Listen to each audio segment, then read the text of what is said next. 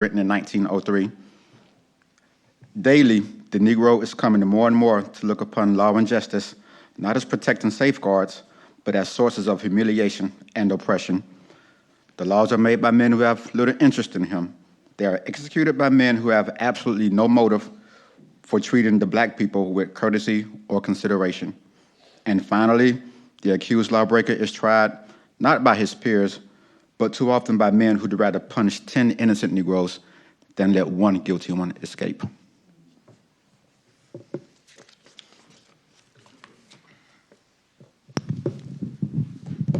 So I know that I'm up. I know that everybody heard of Duke Ellington, but my next piece is by someone maybe you haven't heard of, a pianist by the name of Hank Jones. And if you follow piano jazz or lived in New York anytime from the 1930s to the turn of the current century, Hank Jones was a very, very prominent African-American pianist on the scene, worked with a lot of people, and passed away around 2000 at the age of 97, still actively playing down in the Greenwich Village area. And I had the good fortune to see him any number of times.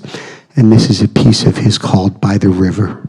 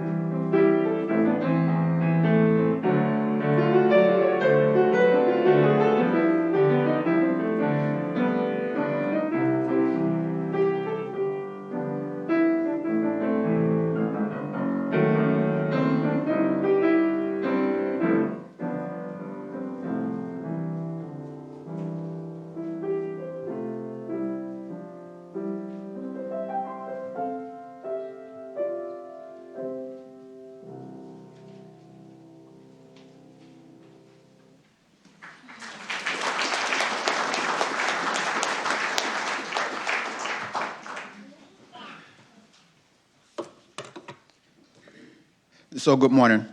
I'm so happy to see so many of you guys attending our Black History service. So when I approached Reverend Don about the idea of doing this, I was happy that he said yes. Now, being one of the few black members of this church, I'm considered somewhat a subject matter expert on all things black. Now, that may not necessarily be so, but you know, it kind of is what it is. So like I said, I was happy that he said yes, but I was also concerned about living up to last year's service. And then I recognized that, well, just by having black people speak today, we're doing better than we did last year. So we have that going for us already. So we're already ahead of the game.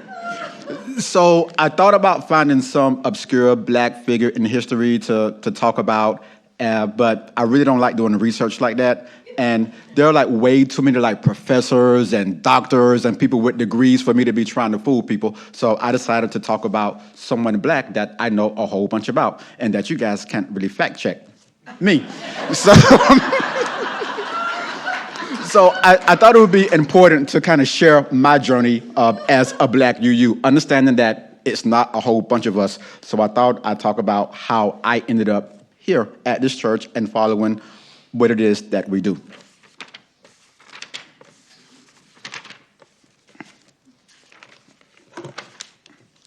So I occasionally work as a substitute teacher. A lot of you guys know I'm in school full time, so I do substitute teaching because I want to become a teacher. Earlier this year, I was working at Greenbrier High School. So if you're familiar with the demographics of Columbia County, if you think I stick out here, you should see me at Greenbrier High School, really. So a teacher came up to me, and she was like, man, you look familiar. And I was like, all right, here we go. Kind of internally rolled my eyes because, okay, what random black dude do I look alike? Is it some rapper? Is it some football player? Is it whatever? So we're talking awkwardly for a few seconds trying to figure things out. And I can't really place her. She's a pretty nondescript, middle-aged white lady. And quite honestly, they all kind of look alike. So I couldn't tell the difference. So then she says to me, I think I saw you at the UU church. I was like, okay, wait a minute. Did you see a black man at the UU church? She's like, yes. I said, it was definitely me. So 100% sure it was me.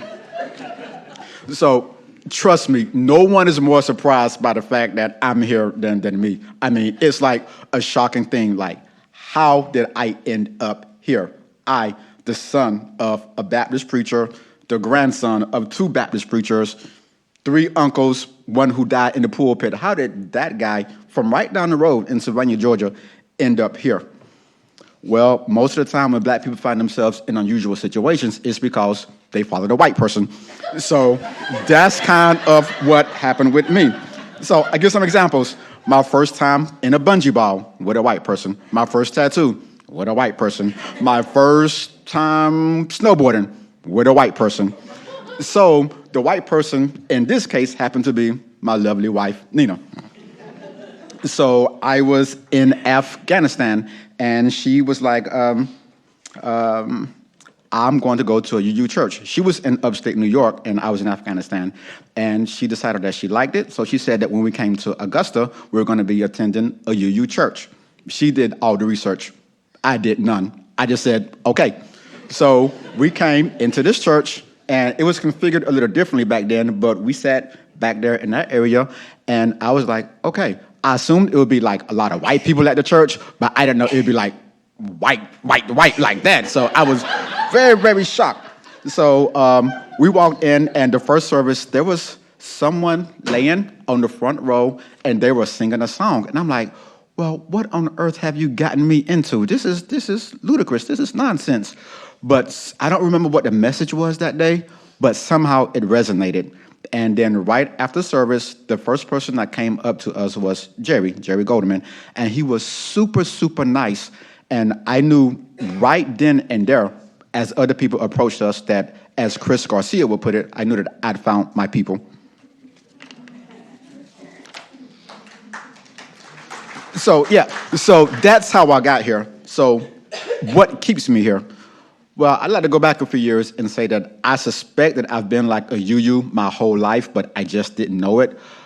Even as a kid growing up in the church, something didn't quite sit well with me with what I was being taught.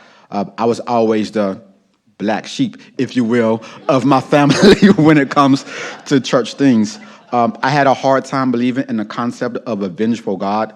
A lot of the stories seemed to be like, I took them just as stories, but everyone else in my family took them as a literal interpretation of the Bible, and that didn't always sit well with me.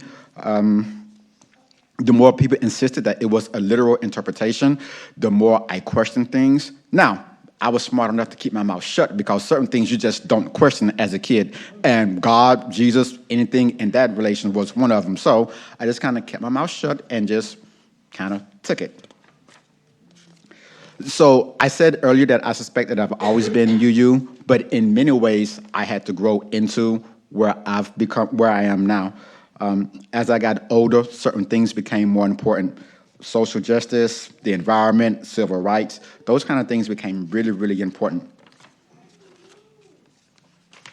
But I just didn't know there was a church that had all those things under one umbrella, where those things were as important to other people as they were to me. So getting back to Afghanistan, 2013, I was in Afghanistan. I become completely disillusioned with church. Most people in a war zone, that's where they go to find God and Jesus and start going to church. I took the opposite route. I was like, you know what? I'm done with this. I just can't do church anymore. And I stopped going. So what was important was that the reason that I stopped going was because I knew that the church couldn't provide for me and what my family needed.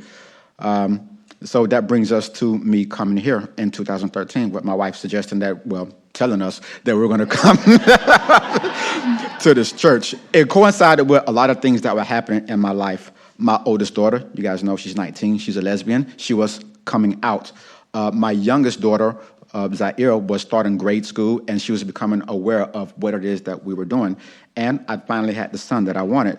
So I had to make a decision, or we had to make a decision about where we wanted our kids to grow up and what kind of environment we wanted our kids to grow up in. This church provided an environment of open-mindedness and acceptance that was really, really important to us. Now, the fact that it was a majority white church didn't really factor in to me at the time. I noticed it, but it didn't stop us, obviously, from coming here. So that's how we got here, and that's how we stayed here. Now, there have been a few challenges coming to this church. I've had to explain to people that, no, Benita is not my wife. She's not. So, yeah, they always think, no, it doesn't work like that.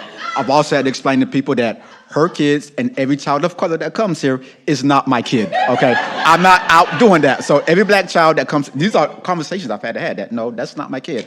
No, it's not really that interesting to me that you dated a black man once back in the 70s. Good for you. I don't know why you're telling me that. The music takes some getting used to. Yeah, it's not how I grew up, but certain songs have grown onto me, like Spirit of Life. But, you know, yeah, the music is certainly different than how I grew up. And most importantly, Tim Hunter, I do not speak for every black person. I speak for myself, but I cannot speak for every black person. So if I tell you something, don't take that opinion over to somebody else and be like, well, Tim Hunter thought this. So that's just my thoughts. Now, there have been some hurt feelings and misunderstandings that are due to, I think, me being black and being in a predominantly white space. Last year, I came kind of close to leaving the church. It had to do with our minister search. I was adamant that we needed to hire a minister of color, and I still think that's something that we need to give a shot, but that's not here or there. So as a search committee, there was a black woman who was in the process, and I don't feel as if we gave her a fair shot. That process was a reminder for me that despite all the quote-unquote wokeness of people, there are still biases and blind spots that even the best intention of white people can have. I don't fault you for it, but it's a thing that's there. And as long as we recognize that that is there, then we can all move forward in a better place. I really, really love being a UU. I love telling people that I'm a UU. When I tell black people, they're like, well, what is that? When I talk to white people, they're like, wait, what, really? You're a UU? Yes, I am a UU. So what's it like being a black UU? Well, just like you, except for I'm black. Yeah, there it is. There's the difference. There's the big secret. I'm black. Now, that blackness is a part of who I am. I am constantly aware that I am a black man. That's just how it is for black people. You just are constantly aware of your blackness. No matter where you are, what your surroundings are, you always remember that you're black. Now, I think you guys should be aware of that too. You guys should acknowledge that I'm black and know that I'm black. The old adage, I don't see color, I hate that. That is such a, if you don't, you have to see that I'm black. And you seeing that, it's helpful for me and other black members and minorities of this church that you recognize that there are differences that we have, but I think we recognize those differences and understand that people are coming from different.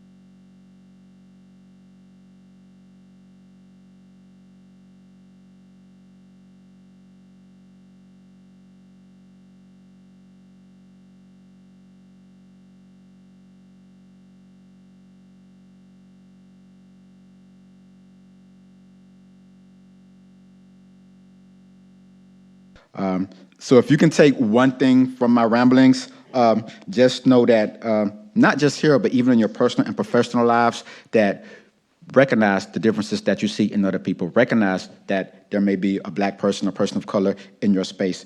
Now, that doesn't mean that you have to go and pay reparations or let that person just be a butthole to you because they're who they are.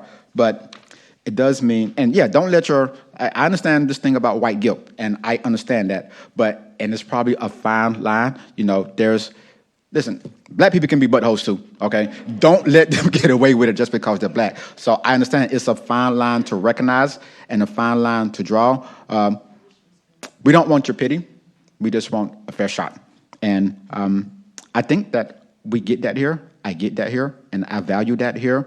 And I think that if society or the United States in general was more like this church and had the understanding that people in this church have, then we'd be a little bit better off. So thank you guys for listening to me speak. It's been fun, and I will step to the side for Benita. Thank you very much.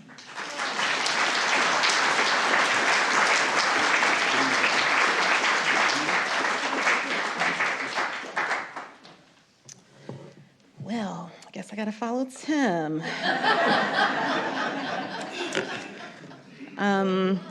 Okay, I know. So bear with me. Some of you know I'm not super comfortable on the stage and here in the pulpit, so to speak. I've probably been up here about 10 times, and I don't think it's gotten any easier. So just bear with me, but I hope I make my beautiful family that's here and my friends to support me. I hope I make you guys proud. But thank you all for being here and allowing me to share today.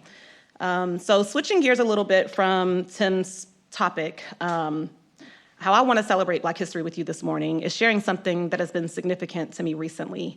It's completely changed and rattled my own life, and I've taken pride in accepting my own personal Black history.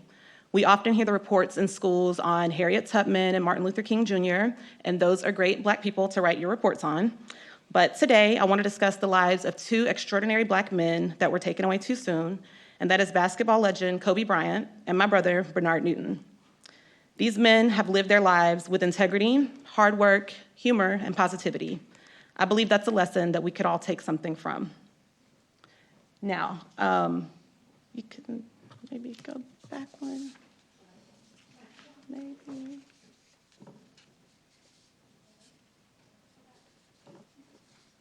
Okay, we digress. It's okay. Now, I grouped these men together because, believe it or not, they have quite a few things in common. If we just start at the beginning, they were both born in August of 1978. Bernard was born in Charlotte, North Carolina, and Kobe would go on to be drafted to the Charlotte Hornets, my brother's favorite team in high school. Bernard also dabbled in basketball, and I recall seeing the joy on his face as he flew down the court and leaped in the air to make, or attempt to make, slam dunks. But aside from that, they both grew up as Black men in the 80s and 90s and faced challenges that most of us in this room couldn't begin to understand or relate to. My parents made every effort to provide us with opportunities, moving us to a nice neighborhood, putting us in great schools, and exposing us to culture and travel. And Kobe's family was the same way, affording him many opportunities, including living 8 years of his childhood in Italy, where he learned to speak the language fluently.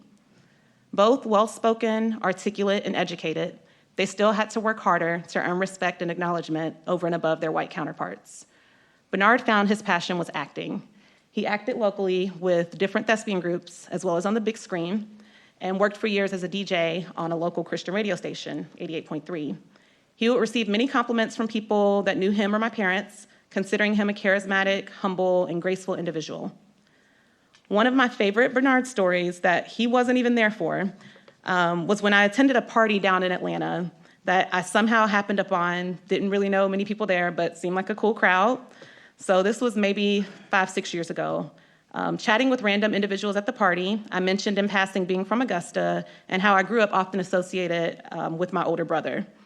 This lady, having spent a short time in Augusta herself, jokingly asked who my brother was. I told her his name was Bernard. Her eyes widened and she responded, "Bernard Newton? Did he go to Davidson Fine Arts?" She couldn't believe it. She hugged me and she spent the remainder of my time at the party telling me how amazing I was, how amazing my brother was, how much she loved him, how lucky I was to have him as my brother. I might as well have said I was related to Kobe Bryant.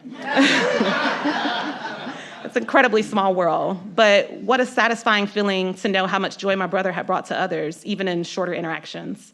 I eventually shared this story with my brother, and he looked at me and said, "Does she know that I'm the lucky one? I get to have you as my sister." He had this effortless way of diverting attention off of himself and making everyone around him feel so special. In his final years, he was the happiest that I had seen him, married and having created a family. He took such pride in his family, and that was the same thing that we heard about Kobe Bryant as a father and husband. He got a lot of joy from spending time with his family. Bernard would take trips down to Atlanta every other weekend on Fridays and on Sundays to pick up his son, be able to spend some time with him. It wasn't always easy or economical, but he loved being a father, and he wanted so badly to instill all things positive in his children and show them some of the opportunities that he had been afforded. We recognize that there's privilege in growing up in an unbroken home with a homemaker mother who could spend time with us. And because my brother's family had both working parents, he did everything possible to make sure that that didn't mean the odds were stacked against his son. So we as his family now try to make sure we continue that legacy. Incredibly smart, driven, focused, dedicated, an attitude that was critical to being great. This was a quote shared about Kobe Bryant. For me, because both of their lives ended in their peak, I feel that they had mastered life. They value what was important, wisdom in choosing their battles, and working hard on whatever was in front of them. I couldn't get enough of spending time with my big brother. I marveled at how great he was at everything. He struggled in his younger years as he tried to identify what he wanted for himself, and we all do. But in the later years, I found him to maintain such positivity, never talking badly about anyone or anything, a beautiful sense of humility, amazing sense of humor, and well-versed in so many subjects. He entered a room and smiled with grace the face of everyone in his presence. He communicated with distant family, attending their children's sporting events, and never needing attention or acknowledgement. You couldn't have a bad day around him. I enjoyed every single conversation that we had, and I couldn't wait to see him on Sunday dinner at our parents' house several times a month. We were bound to sit around, talk for hours, stay too long, and be sent home with a ton of leftovers for the week. Kobe Bryant's legacy seems to be bigger than himself. Many silent philanthropic efforts, coaching his daughter's basketball team. I admire so much about how he lived his life and the impact that his passing has had on others. I heard the same thing said about both of these great men, that they lived more life in their 40 and 41 years on earth than many people do that live twice as long. I believe that Bernard and Kobe would look back and be proud of their lives and how they lived. Some might say they did it their way. And I think that even in their tragic passings, they've left legacies that transcend us. I hope that their lives can mean something to you about taking pride in your own situations, doing it to the best of your ability, and when you've mastered one thing, move on to being great at something else. Live life to the fullest, tomorrow is not promised, and waste no time telling your loved ones how much they mean to you. Every conversation with my brother ended with I love yous. I hope to instill his values and legacy of being a good person and practicing kindness in human relations. It can be so impactful in ways that aren't recognizable at the moment, but the stories that we hear from our friends and family mean the world to us. It's so fulfilling that the love we have for him was so greatly shared. Thank you.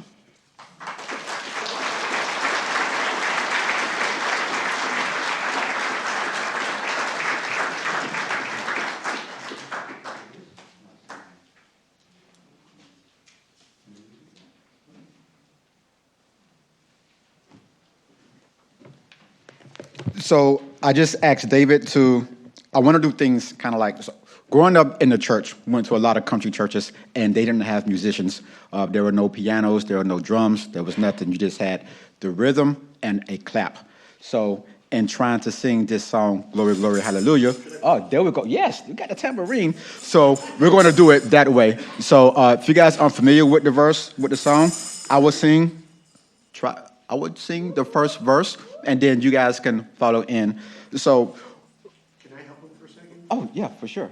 It's just I'll fly away. Yeah. So I was going to talk about that. So when I told Benita we were doing him Glory, Glory, Hallelujah, she was like, well, someone was confused about what song it was. Now, for me, there was no confusion. She's like, are they talking about the glory, glory, hallelujah? I'm like, well, no black person ever thinks that is the glory, glory, hallelujah that we're talking about. We have a version. That led me to another song that apparently causes confusion. It led to a fascinating conversation I had with someone. It is Stairway to Heaven. Now, for me, and I'm sure for the Newtons, we all know that the OJs sing Stairway to Heaven.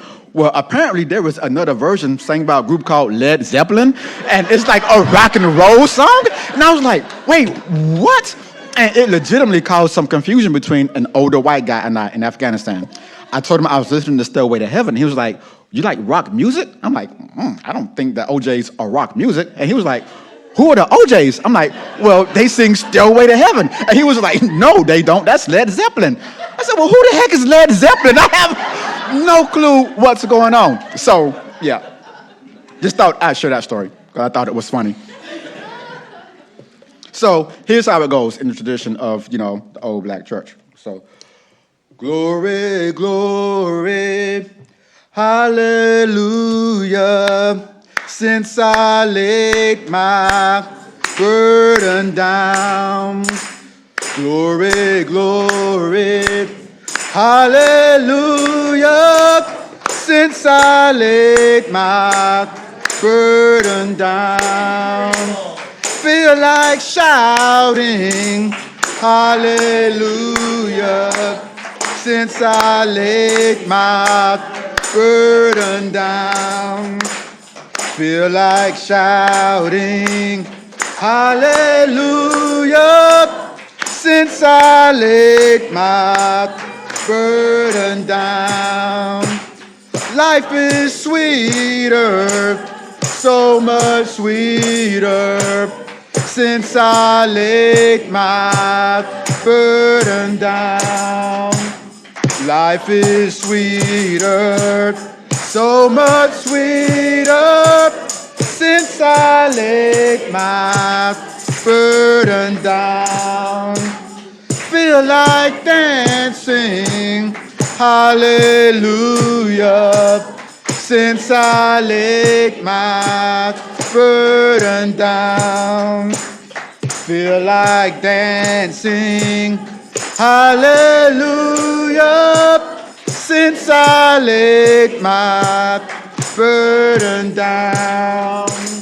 Love is shining all around me, since I laid my burden down. Love is shining all around me, since I laid my burden down. Glory, hallelujah, since I laid my burden down. Glory, glory, hallelujah, since I laid my burden down.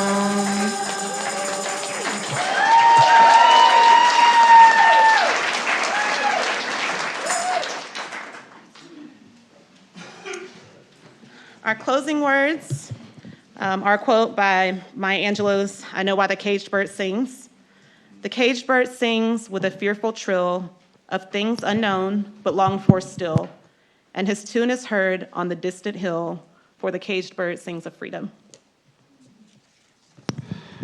Now I feel like Benita, I've got to follow Tim Hunter.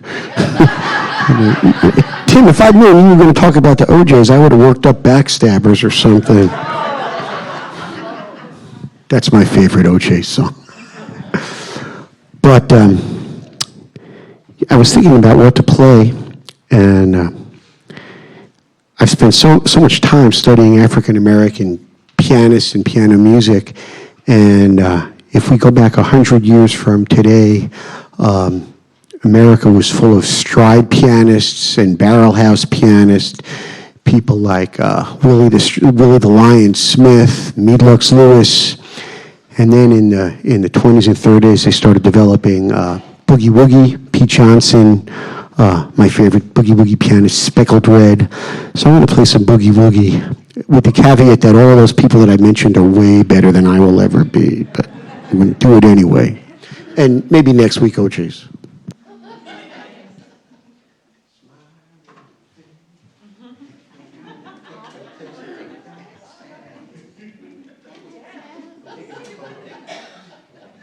Here we go.